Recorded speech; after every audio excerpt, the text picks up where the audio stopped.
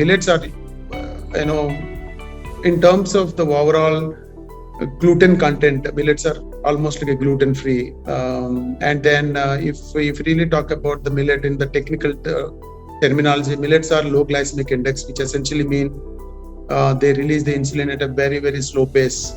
So when you eat the millets, you're almost full of appetite, and you will not be hungry for the next, at least subsequently, for 6 to 8 hours.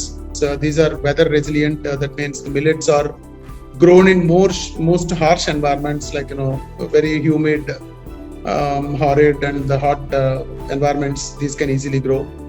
And number 3, millets are mostly pest free because not like other grains.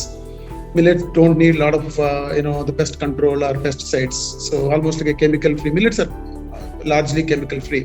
And the 4th important aspect is that if you really look at the rice and as well as cultivation of rice and maize, they use nearly 3,000 to 4,000 liters per kg of production, whereas millet takes at least 1/4 of the water consumption as it is compared with water, the rice and as well as maize.